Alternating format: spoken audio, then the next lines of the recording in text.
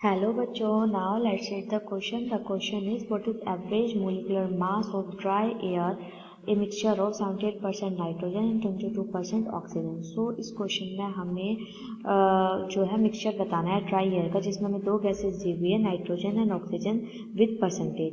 सो हमें इनका average molecular mass find out करना है. Now tell the key concept of this question is,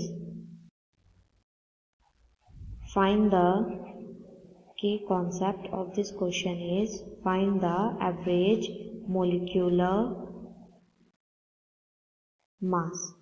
हमें average molecular mass find out करना है ड्राई एयर का, जिसमें हमें दो गैसेस का मिक्सचर दिया हुआ है. तो सबसे पहले हम दोनों का मोलिकुलर मास फाइंड आउट कर लेते हैं. Molecular mass,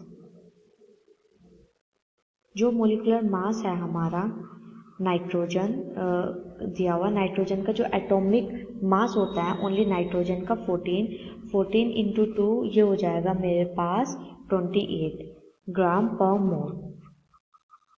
after that same molecular mass मुझे फाइंड आउट करना है ऑक्सीजन का, क्योंकि मुझे दो गैसेस दी हुई हैं ऑक्सीजन का. तो ऑक्सीजन का जो एटॉमिक मास होता है ये होता है 16 इंटू 2, दिस इज 32 ग्राम पर मोल.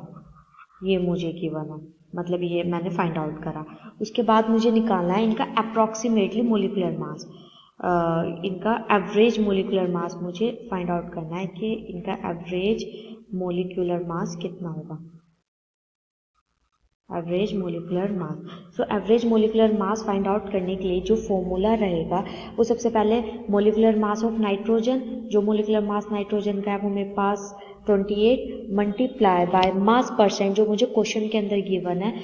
मास परसेंट मुझे नाइट्रोजन के गिवन है 78, प्लस फिर उसके बाद मुझे ऑक्सीजन का जो मोलिकुलर मास मैंने फाइंड आउट करा है 32, और फिर मास परसेंटेज ऑफ ऑक्सीजन जो मुझे गिवन है ये मुझे 22 गिवन है. अपॉन एवरेज निकाल रही हूँ ना, तो दोनों की परसेंट आ जाएगी.